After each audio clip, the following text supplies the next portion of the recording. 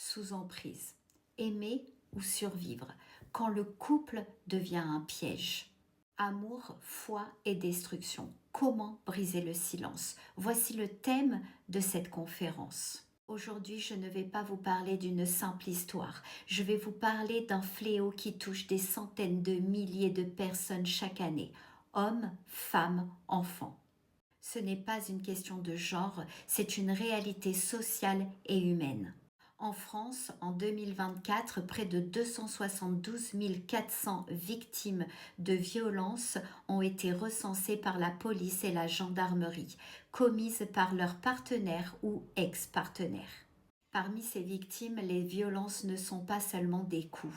64% est recensé comme des violences physiques. 31% sont des violences verbales ou psychologiques et 5% sont des violences sexuelles. Et ce chiffre ne sont que les chiffres qui sont recensés et enregistrés. En 2024, 134 personnes ont perdu la vie suite à une agression de leur partenaire ou ex-partenaire. Plus de 100 femmes ont été tuées sous les coups de leurs compagnons ou ex-compagnons. Des vies fauchées tous les 2 à 3 jours dans notre pays. Les enfants ne sont pas épargnés. Dans de nombreux cas, ils sont témoins, parfois victimes directes. Des centaines de milliers d'enfants vivent des violences. Bien souvent, ces violences sont non déclarées, inexprimées et invisibles. Ces drames ne surviennent pas par hasard, ils s'inscrivent dans une réalité de violence physique, psychologique, sexuelle et économique. Ces drames ne surviennent pas par hasard, ils s'inscrivent dans une réalité de violence physique, psychologique, émotionnelle, sexuelle et économique. Ces violences réunies détruisent des familles, anéantissent l'estime de soi, brisent des vies. Seulement une fraction de ces victimes dépose une plainte. Beaucoup ont peur, beaucoup sont sous emprise, beaucoup n'osent pas parler. Ce que je veux vous dire aujourd'hui, ce n'est pas seulement que ces chiffres existent, c'est ce qu'il se passe quand ces violences deviennent un combat spirituel et psychologique. Quand l'emprise n'est plus seulement physique, mais mentale, émotionnelle et spirituelle.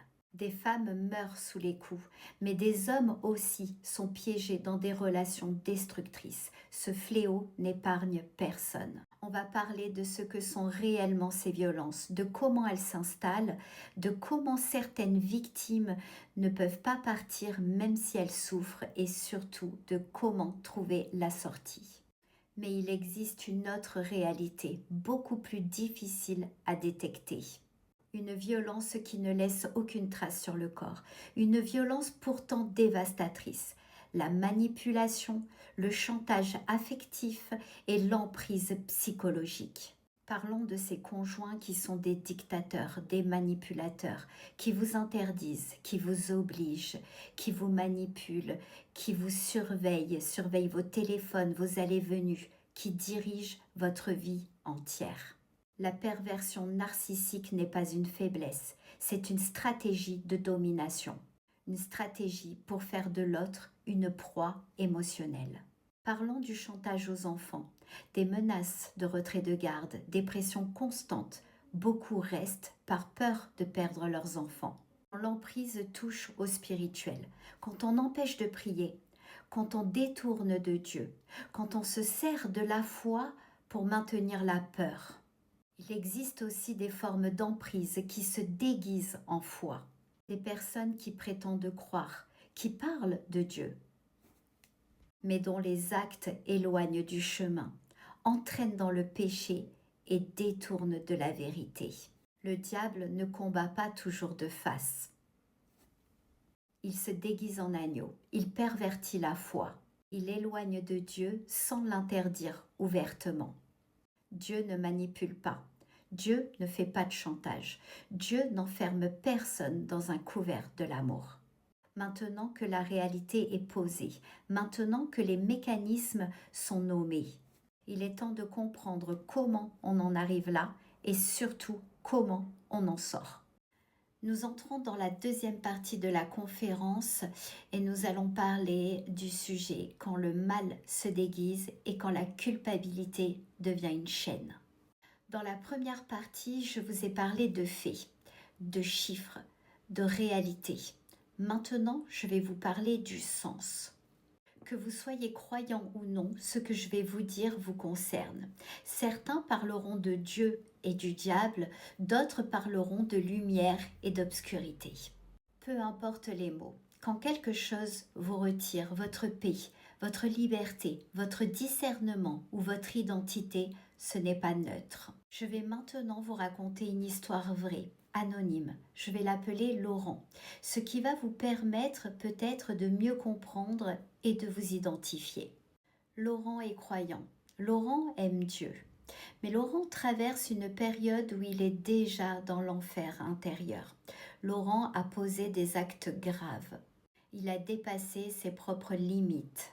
Et ce qui suit toujours le péché, ce n'est pas seulement la faute, c'est la culpabilité, la honte, la peur et la profonde tristesse.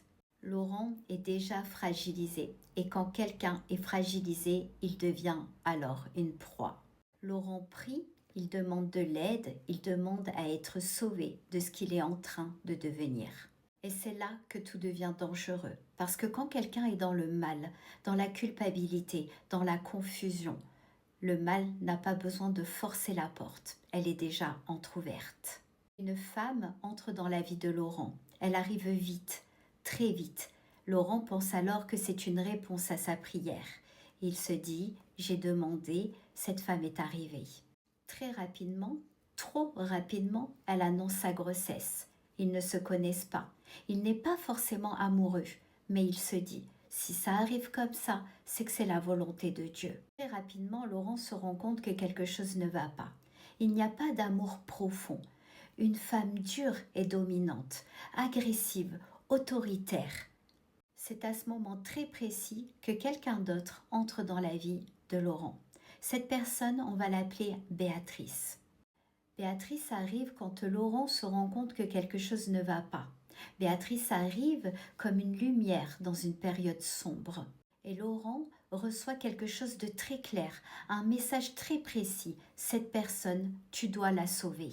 Il tombe amoureux, mais un amour véritable. Mais cet amour se heurte immédiatement à la culpabilité, aux enfants, à la peur, à l'obligation. Sans amour, Laurent commence à avoir besoin de partir. Et là, quelque chose de produit, impossible de faire marche arrière. La peur, la culpabilité, la confusion, tout se mélange, alors il reste. Puis s'en suivent un deuxième, troisième, quatrième enfant, et là, la relation se verrouille. Téléphone fouillé, interdiction, obligation, surveillance, culpabilité, chantage affectif, c'est là que commence l'enfer. Des menaces, tu es un mauvais père, tu abandonnes tes enfants, tu n'as pas le droit, tu vas perdre tes enfants, tu ne les reverras plus jamais. La culpabilité devient une arme, et là, autour de lui, tout s'effondre. Problèmes familiaux, problèmes financiers, maladies à répétition, un mal-être profond, une tristesse sans fin, une fatigue extrême. Tout ceci, ce sont les signes d'une manipulation et d'une emprise psychologique et émotionnelle. Mais quand on est sous emprise, on ne s'en rend pas compte. La personne se place en victime, elle alimente les conflits, fracture familiale. Laurent est isolé, accablé et coupable. Mais de quoi est-il coupable? Est-il coupable d'aimer? Et si ce message était réellement une mission? Et si Laurent devait sauver Béatrice? Et si c'était sa mission divine sur cette terre? Et c'est exactement ici que je veux vous emmener. Est-ce que la personne en face de vous est une victime à sauver ou est-ce que c'est un bourreau à fuir? Tant que vous ne savez pas répondre à cette question, vous restez prisonnier ou prisonnière.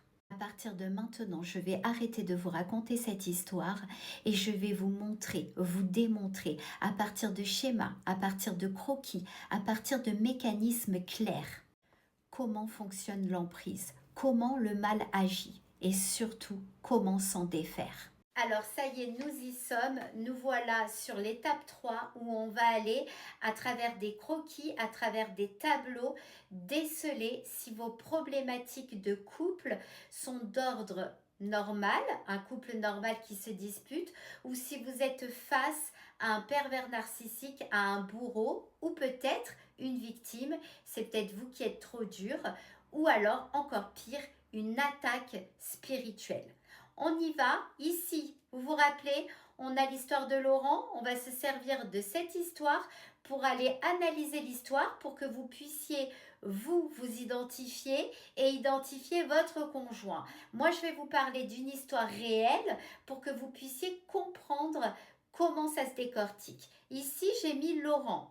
Ici, j'ai mis la conjointe de Laurent. Ce que vous allez faire, c'est que vous allez mettre pause, aller chercher un papier et un stylo et vous allez faire le tableau. Vous allez mettre une barre verticale et vous allez écrire votre prénom et en face le prénom de votre conjoint ou votre conjointe. Ici, on va aller écrire tout ce qui s'est passé avant la rencontre, dans quel état d'émotion était Laurent, quel état d'esprit et surtout quelle est la personnalité, le caractère profond de Laurent. Et on va aller faire de même pour la conjointe. Laurent, on sait que quand il l'a rencontré, il était dans un état assez fort de dépression, il avait un mal-être, il était dans la souffrance, il venait de prier et de demander de l'aide à Dieu, il était dans la confusion. Donc là, j'ai mis toutes les difficultés dans lesquelles il se trouvait, le mal-être, la confusion, la souffrance, la peur. Il a demandé de l'aide à Dieu, c'est un croyant.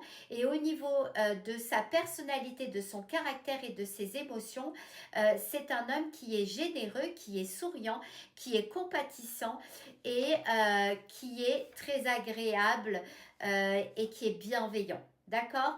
Ensuite, nous allons passer à la conjointe. La conjointe, on ne sait pas trop beaucoup de choses de elle. La seule chose qu'on sait, c'est qu'elle est arrivée très rapidement dans la vie de Laurent. Elle est arrivée très rapidement, mais surtout, elle est tombée enceinte très rapidement. D'accord ? Ensuite, ses premiers traits de caractère font surface. Et là, on a quelqu'un d'assez hautaine, d'assez dominante, de autoritaire, quelqu'un qui n'est pas forcément souriante, qui est très fermé, quelqu'un qui est lunatique et orgueilleuse. Ce qu'on va faire, c'est que là, je vais prendre mon stylo rouge. Une fois que vous avez fait ça, vous allez déjà comprendre que là, par exemple, dans cette histoire-là, on voit bien qu'il y a incompatibilité de caractère. On a d'une part quelqu'un de bienveillant, de patient, de compatissant et de souriant et d'agréable. Et d'un autre côté, on a quelqu'un de lunatique, d'orgueilleux, de dominatrice. Là, pour le coup, le premier red flag, il est ici. Le premier red flag, il est dans les traits de caractère de la conjointe et le premier red flag, il est également dans la grossesse précipitée. D'accord? Donc là, ici, on peut vraiment mettre une croix de red flag. C'est les premiers red flags. Donc si dans votre analyse, une fois que vous avez fait votre tableau, vous avez déjà une incompatibilité de caractère et vous voyez déjà les défauts de votre conjoint, déjà c'est un red flag. Alors on va pousser un petit peu plus loin notre analyse. Du côté vert, j'ai mis toutes les caractéristiques de la lumière et de Dieu, et du côté noir, de l'obscurité et du diable. Donc on a catégorisé tout ce qui va représenter la lumière, c'est-à-dire on a mis l'amour, la patience, la compassion, on a mis la paix, la sérénité et l'humilité. On a mis également la générosité, le libre arbitre, l'empathie et la vérité pour finir. D'accord? Donc tout ça, ça fait partie de tout ce qui vient de Dieu, tout simplement, ou de la lumière. Maintenant, tout ce qui fait partie de l'obscurité, donc du diable. On a la perversité, l'égocentrisme, on a la colère, on a la peur, on a la souffrance et on a le chaos. on a l'autoritaire, la trahison, on a la luxure, l'avarice et pour finir, le mensonge. Donc là, en fait, on a les grandes lignes de est-ce que je suis du côté de la lumière par rapport à mon caractère ou est-ce que moi-même, je suis quelqu'un, ça peut arriver, hein, que vous regardez cette vidéo et que ah ouais, mais finalement, je suis quelqu'un de pas très gentil et peut-être que ça va vous faire travailler sur vous et vous donner un électrochoc. En tout cas, ce qui est bien, c'est de vous analyser de quel côté vous vous trouvez par rapport à vos traits de caractère et de quel côté se trouve votre conjoint par rapport à ses traits de caractère. Si on reprend l'histoire de Laurent, Laurent c'est quelqu'un de généreux, de souriant, qui a de la compassion. Il va se retrouver du côté de la lumière, c'est un croyant, il croit en Dieu, il va se retrouver du côté de la lumière. Son seul défaut, c'est il a du mal il a péché et il avait du mal avec la fidélité. Maintenant, on va prendre le cas de la conjointe qui est quand même dominante, autoritaire, qui est pas très souriante, qui est très fermée. Donc, on retrouve quand même pas mal de traits de caractère du côté de l'obscurité. Mais surtout, on va voir la suite pour pouvoir vraiment déceler. Donc là, le red flag, il est en train de se creuser. Et là, vous commencez à avoir plus que des soupçons, mais vous commencez à comprendre. Alors, pour mieux comprendre, je vous ai fait un schéma comme un entonnoir. Donc là, en fait, on a le début de la rencontre, l'illusion d'un miracle, d'accord? Donc on a vraiment cet entonnoir qui est large à la rencontre et qui se resserre au fil du temps avec les événements qu'il se passe. Donc là, on a l'illusion du miracle. Ici, on a quand même les premiers red flags quand ça commence un tout petit peu à se resserrer qui sont les traits de caractère. Donc je vous conseille de mettre votre histoire à la place de l'histoire de Laurent, de faire cet entonnoir et de vous placer. Donc quel a été l'événement du début de l'entonnoir, c'est-à-dire votre rencontre, est-ce que c'était merveilleux, l'illusion du miracle, quelque chose de sensationnel, c'est arrivé au bon moment, quand vous en aviez besoin, quand vous alliez mal par exemple. Et là, les premiers red flags, ou peut-être qu'il n'y en a pas, et tant mieux, et du coup, ça ne sera pas un entonnoir. Mais si aujourd'hui vous êtes sur cette vidéo, c'est qu'il y a une problématique et c'est que du coup, vous allez pouvoir déceler. D'accord? Donc là, les premiers red flags sont les traits de caractère. Si dès la première rencontre, dès les premiers mois, vous vous rendez compte que la personne, elle n'est pas sympathique, surtout, ce qui doit être le premier red flag, c'est comment cette personne se comporte avec les autres. Non pas avec vous, parce qu'avec vous, si elle vous apprécie ou si elle veut que vous deveniez sa proie, elle va se comporter correctement. Mais comment elle se comporte avec les autres? C'est là le premier vrai red flag.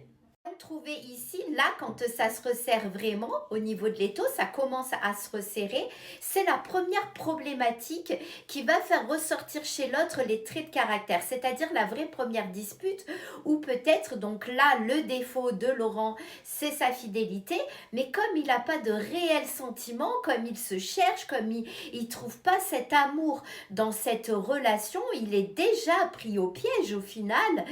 Il a cette rencontre avec cette Béatrice qui va le déboussoler. Il veut partir, mais bizarrement, il n'arrive pas à partir. Là se trace le premier red flag, la première grosse alerte, la première grosse signification de ce qui va se passer après, c'est l'infidélité. L'infidélité va tout chambouler et va vraiment mettre Laurent dans cet entonnoir. Donc vous, avez-vous fait une erreur? Avez-vous eu une grosse dispute ou même une erreur de la personne en face? Et comment se sont déroulées la suite? Et nous, on y va pour la suite. La suite, là où ça commence vraiment à se resserrer ici, c'est que là, pendant cette infidélité, il y a quand même un deuxième enfant qui arrive. Donc ici, il y a un deuxième enfant qui vient sceller un petit peu le contrôle, la culpabilité, la peur. Et là, maintenant, c'est le contrôle. Ça y est, on rentre dans le vif du sujet. Il y a fouillage de téléphone, contrôle des allées-venues, il y a des obligations, il y a la manipulation, il y a le chantage affectif, tu es un mauvais père, rappelez-vous. Donc là, tous ces signes, si vous les retrouvez dans votre couple, si vous sentez qu'il y a de la manipulation, si on vous fait du chantage affectif, si on vous donne une problématique et qu'on vous met en position de bourreau alors que vous ne l'êtes pas et que vous avez bien défini si vous êtes du côté de la lumière, ne doutez pas de vous. Il est là la vraie problématique, c'est qu'en fait ici on a le contrôle, d'accord, et la manipulation qui rentre en compte. On voit bien que l'étau se resserre. Pourquoi? Parce qu'en fait on change les rôles, c'est-à-dire que le bourreau devient victime et c'est là que se pose le vrai problème.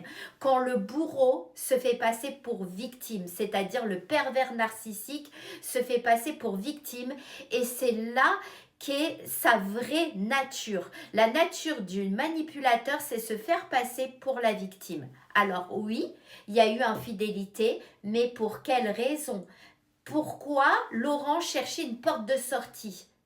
Pendant le contrôle, il y a un troisième enfant qui naît, et le quatrième qui vient clôturer, qui vient sceller, qui vient fracturer et qui vient prendre au piège. Donc là, ça y est, arrivé dans cette entonnoir, à ce stade-là de l'entonnoir, vous êtes pris au piège.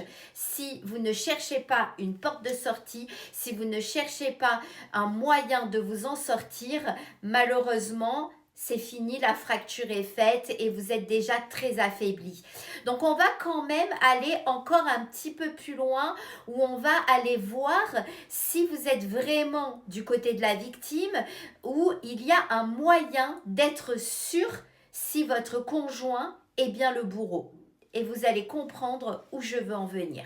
Allez, ça y est, on est dans le vif du sujet et on va parler de la descente dans l'entonnoir. Donc là, c'est l'infidélité qui va donner vraiment le top départ de cette problématique. Alors l'infidélité, on ne va pas la minimiser, hein. On ne va pas dire bon ça va, il a trompé, il a fait une erreur. Non, l'infidélité est un vrai péché déjà pour un croyant, et l'infidélité est une vraie trahison. Donc ça, on est d'accord, on a posé les mots sur l'infidélité, et d'ailleurs c'est pour ça que je l'ai écrit en noir. Tout ce qui est en vert fait partie de la lumière et tout ce qui est en noir fait partie de l'obscurité. D'accord? Rappelez-vous toutes les étapes précédentes. Là, on va aller quand même comprendre pourquoi cette infidélité, parce qu'en principe, on quitte avant de rencontrer quelqu'un d'autre. D'accord? Là, on a vu dans l'histoire qu'il a essayé de quitter. Sans possible de retour, la grossesse, la culpabilité, il n'a pas réussi à partir. Mais il y a quand même cette rencontre et attention, si je vous en parle, c'est que plus tard vous allez comprendre. Donc notez bien que je vous parle de cette rencontre qui est Béatrice. Alors la Béatrice, on va dire que au niveau de son caractère et de son âme, c'est quelqu'un de très souriant, de très agréable, de très généreux. Elle est empathique et elle est dans la compassion. Par contre, au niveau de ses défauts, elle est dans une période très difficile, dans une période très noire, où c'est quelqu'un qui est livré à elle-même, qui va beaucoup en discothèque et qui boit de l'alcool et qui se perd un peu dans ses actions. Donc on va dire que c'est une jeune femme qui est perdue, d'accord ? Elle n'a pas de défaut de caractère, mais elle est dans une situation de péché parce qu'elle est croyante, mais elle est dans une situation de péché où elle est perdue dans le milieu un petit peu de la nuit, l'alcool, les rencontres. Voilà, c'est une âme perdue. D'accord? Donc, gardez-le bien à l'esprit. Donc, si par exemple, pour vous aussi, il s'agit d'une infidélité parce que vous avez rencontré l'amour et que vous êtes tombé amoureux, ce n'est pas une faute de tomber amoureux. Et c'est pour ça qu'on va aller déceler qui est dans la lumière et qui ne l'est pas. D'accord? Suite à cette infidélité, on va aller voir un petit peu qu'est-ce qui se passe dans un couple normal et on va aller voir qu'est-ce qui se passe dans un conjoint pervers narcissique celui qui est trompé. Le couple normal, quand on est trompé, quand on est un couple normal, une personne normale et quand on est dans la lumière, donc on est dans le vert, soit il y a deux solutions, soit on pardonne, soit on ne pardonne pas. Si on décide de pardonner, on discute, on met les choses à plat et on oublie et on essaye de reconstruire. On a cette discussion, on dit à l'autre personne en face qui a trompé, tu m'as fait du mal, tu m'as fait souffrir, mais par amour, je veux bien te pardonner. Mais attention, une fois, pas deux, et maintenant tu vas apprendre à me respecter. Et on apprend à reconstruire ensemble. On discute des erreurs, on discute de ce qui nous a fait souffrir et on repart sur de bonnes bases. D'accord? Ensuite, soit on décide de ne pas pardonner et on dit, moi, l'infidélité, je ne pardonne pas et vous avez le droit de ne pas pardonner. Et là, on discute d'une éventuelle séparation, de comment gérer les enfants. On a une discussion en tant qu'adulte. On fait le deuil de cette relation, on avance et on trouve une solution pour la garde des enfants. Là, on va aller voir un petit peu qu'est-ce qui se passe dans un couple quand un des deux conjoints est un pervers narcissique et du côté de l'obscurité, du diable. Il ne faut pas mâcher ses mots. Il faut appeler un chat un chat. D'accord? Donc là, on a la pervers ou le pervers narcissique et du coup, on n'accepte pas cette infidélité, on a le droit, mais on rentre dans un processus de menace, on rentre dans un processus de colère, on rentre dans un processus de manipulation, on contrôle tout, on contrôle le téléphone et on décide de rester. Là, c'est ce qui s'est passé dans l'histoire de Laurent. La conjointe a décidé de rester, mais elle a décidé de verrouiller tout ça, de faire d'autres enfants. Donc on ne fait pas des enfants quand il y a une problématique, on ne fait pas un enfant pour sauver un couple, on ne fait pas un enfant pour garder un homme. D'autant plus que là, il n'y a pas eu qu'un enfant, il y a eu 2, 3. Donc à chaque fois, on cherche à contrôler, on cherche à verrouiller avec la naissance d'un nouvel enfant. Ça ne fonctionne pas, mais on continue. Et on continue dans la menace, on continue dans la discréditation du rôle de père. On essaye de rabaisser le rôle de père, de lui dire tu es un mauvais père, tu ne verras plus tes enfants. Donc on est dans la manipulation, dans le chantage affectif, dans la menace. Mais on va aller un peu plus loin puisqu'on va aller dans la fraction, dans la fracture, de la famille. On va aller mettre la discorde dans la famille du conjoint. On va aller se plaindre aux frères, aux sœurs, on va aller se plaindre aux parents et on met une zizanie pas possible dans la famille du partenaire.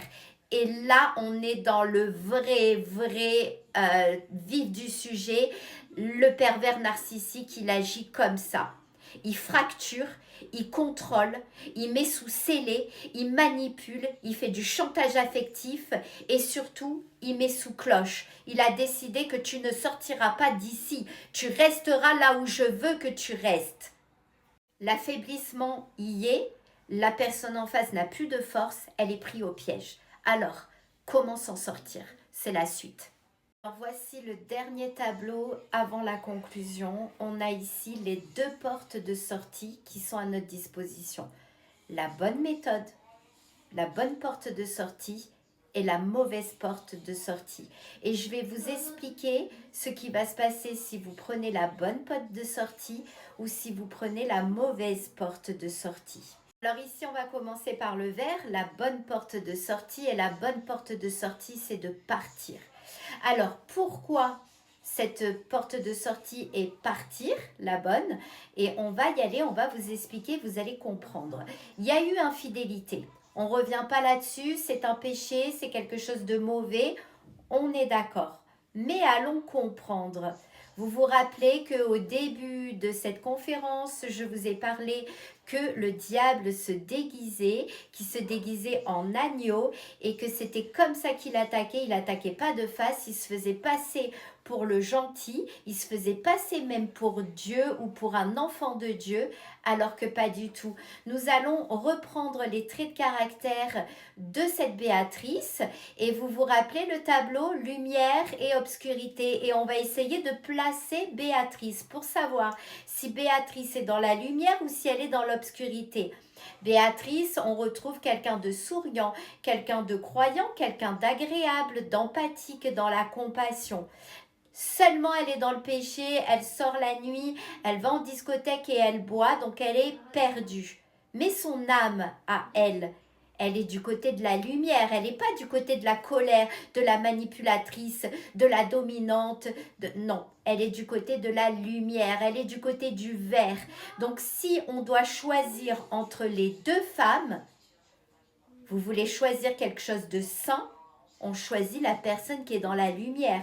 On ne choisit pas une pervers narcissique, on ne choisit pas quelqu'un qui verrouille, quelqu'un qui oblige, qui interdit, qui harcèle. Non, on choisit quelqu'un de compatissant, quelqu'un de généreux, quelqu'un de souriant et quelqu'un d'amour. L'amour, c'est Dieu. Donc là, on est du bon côté. Donc la bonne porte est la porte de sortie, partir. Vous vous souvenez, au début dans l'histoire, je vous ai dit que Laurent avait cette sensation qu'il fallait qu'il sauve Béatrice. C'était comme une mission pour lui, il devait sauver Béatrice. Et croyez-moi, à la fin de l'histoire, Béatrice est sauvée. Donc mission accomplie pour Laurent. Maintenant, pourquoi partir ? Parce que partir, c'est fuir l'obscurité, c'est quitter ce monde des ténèbres, c'est s'échapper de ce monde ténébreux et c'est d'échapper au diable pour aller se réfugier dans les bras du Seigneur. Pour les croyants, bien évidemment, ou pour les non-croyants, d'aller se réfugier dans la lumière. Maintenant, si malheureusement Laurent prend la deuxième porte, qui est la mauvaise porte, il va rester. Il va rester, mais pour quelle raison il va rester? Il va rester parce qu'il est sous emprise, parce qu'il culpabilise, parce qu'il a peur, parce qu'il est sous l'effet d'une emprise psychologique, d'une fracture familiale. Il a peur pour ses enfants, il a peur pour lui, il a peur pour tout. Et la peur, c'est quoi qui déclenche la peur? Est-ce que Dieu déclenche la peur? Ou est-ce que Dieu déclenche l'amour? Dieu déclenche la peur quand il est face à des démons. Dieu terrorise les démons, mais Dieu ne terrorise pas ses enfants. Si vous restez, si Laurent reste, le diable gagne. Il gagne du terrain, il gagne l'âme de Laurent et là va s'en suivre quoi? Le chaos, la détresse psychologique, la fracture familiale. Vont s'enchaîner les détresses financières et matérielles, vont s'enchaîner les disputes familiales, la discorde, la zizanie, le chaos dans toute une vie. La santé va se détériorer, qu'elle soit physique ou psychologique, la fragilité est le moment où la personne n'a plus de force, où Laurent, s'il reste dans cette situation, va baisser les bras, il va perdre sa foi, il va ne plus être dans le chemin que Dieu lui a montré. Il est sur le mauvais chemin, il a emprunté la mauvaise porte. Alors si vous aussi, vous avez emprunté la mauvaise porte, si malheureusement vous êtes en bas de l'entonnoir, si vous êtes déjà derrière la mauvaise porte, sachez qu'il est encore temps de faire marche arrière et je vous donne la solution maintenant. Alors maintenant que vous avez vraiment bien compris la situation, que vous savez vraiment où est-ce que vous vous trouvez, et même si vous avez emprunté la mauvaise sortie, même si vous êtes déjà sur le mauvais chemin, sachez qu'il y a toujours une solution. Sachez que vous pouvez toujours faire marche arrière, vous pouvez toujours remonter l'entonnoir et vous pouvez toujours rejoindre la parole de Dieu ou la lumière. Comme vous l'avez compris, vous êtes dans un combat ou spirituel ou un combat pour votre propre vie. Donc, comme tous les combats, il vous faut des armes pour gagner ce combat et pour gagner cette vie que vous avez envie d'avoir. Et ces armes, je vous les donne maintenant.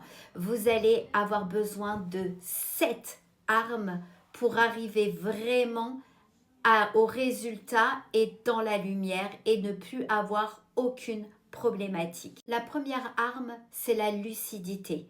Il va falloir que vous soyez lucide face à cette situation, que vous compreniez que la situation est extrême et que ça ne pourra pas changer, que vous arrêtiez de vous voiler la face et qu'il va falloir maintenant faire demi-tour. Il faut cette lucidité, que vous compreniez que vous êtes face à une usurpation. La lucidité, c'est voir la réalité telle qu'elle est. L'action concrète, c'est arrêter de vous poser la question, est-ce que c'est moi le problème? Est-ce que c'est moi le bourreau? Non. Positionnez-vous en combattant. Maintenant, reprenez les armes, prenez votre lucidité, voyez la réalité telle qu'elle est et on part au combat. Après la lucidité vient la deuxième arme et pas des moindres, une des plus difficiles, c'est le courage. Le courage, ce n'est pas le manque de peur, mais c'est la possibilité d'affronter sa peur et d'aller au-delà. Le courage est l'arme absolue pour se sortir de cet entonnoir et de cette porte de sortie. Le courage, c'est de prendre cette décision. Le courage, c'est que cette décision soit prise intérieurement. Et tant que vous n'avez pas pris cette décision, aucune aide extérieure ne pourra venir vous aider. C'est vous qui devez prendre la décision. C'est le top départ à cette sortie. La troisième arme, c'est la protection. Car oui, une fois que vous avez pris la décision, vous allez avoir besoin de protection, car vous allez rentrer dans le vif du sujet, la guerre. Mais attention, se protéger n'est pas attaquer. Se protéger, c'est poser ses propres limites. C'est limiter les risques. Les actions concrètes pour se protéger, c'est poser ses limites. C'est ne plus avoir à se justifier. C'est ne plus avoir à donner de l'importance à son adversaire. C'est poser ses limites et c'est se retirer du conflit. C'est ça, se protéger. Mais c'est également savoir s'entourer de bonnes personnes, savoir faire le ménage autour de vous et sortir toutes les personnes toxiques de votre vie pour changer un tout et pour être dans la lumière même au niveau de votre entourage. La quatrième arme est une des plus importantes, elles sont toutes importantes, mais celle-ci, c'est d'avoir un plan d'attaque. C'est-à-dire que si vous n'avez pas un plan, quelque chose de concret, c'est retour dans l'entonnoir. Sortir de l'emprise ne se fait pas dans le chaos. Sortir de l'emprise se fait avec une stratégie. Alors le plan, il consiste à quoi? Quand partir? Comment partir? Sécuriser son émotionnel, sécuriser son mental, mais aussi sécuriser ses énergies. La cinquième arme, c'est la délivrance. Parce que oui, des fois, il existe une force qui vient de l'extérieur, une force, vous l'aurez compris, qui vient de l'obscurité, qui change la donne. C'est-à-dire, vous pouvez avoir le courage, vous pouvez avoir la lucidité, vous pouvez avoir un plan stratégique, mais si la personne derrière, elle fait des pratiques occultes, elle se sert du côté énergétique et qu'elle devient votre bourreau, mais par la voie occulte, là, ça dépasse vos possibilités, ça dépasse votre pouvoir. Quand l'emprise est trop puissante, quand vous avez l'impression d'avoir les pieds et mains liés, c'est que une emprise énergétique occulte est sur vous et là, vous allez avoir besoin d'aide. Et là, je suis là pour ça, puisque c'est mon domaine, je suis experte en délivrance. Ensemble, si vous choisissez l'accompagnement avec Divinéa, nous allons couper les liens, casser les magies, casser les chaînes, purifier vos énergies et vous rendre votre libre arbitre. Vous allez enfin pouvoir avoir la lucidité, le courage et tel que vous étiez dès le début. Et la sixième arme est l'accompagnement émotionnel. Car oui, sortir de l'emprise, ce n'est pas seulement partir, mais c'est apprendre à se reconstruire. Et ça, je vous propose un accompagnement. Vous pouvez trouver les accompagnements possibles sur mon site internet divineacreation.fr ou alors vous pouvez directement venir discuter avec moi pour trouver l'accompagnement qui vous correspond. Et enfin, la septième arme, qui est pour moi une des plus importantes, c'est la responsabilité. Parce que vous pouvez avoir tout l'aide du monde, vous pouvez avoir un accompagnement émotionnel, mais si vous prenez pas la responsabilité de vous engager pleinement et d'aller jusqu'au bout de ce chemin, eh bien malheureusement, n'importe quelle main qui vous sera tendue ne servira à rien, ce sera retour à la case départ. Donc la responsabilité d'aller jusqu'au bout des actes. Ce que vous vivez n'est pas une fatalité, alors décidez maintenant de rejoindre la lumière. Vous pouvez me contacter en commentaire sur cette vidéo ou alors vous pouvez tout simplement aller faire un tour sur mon site, je le répète, divineacreation.fr. Divinéa à votre service pour vous sortir de cette impasse.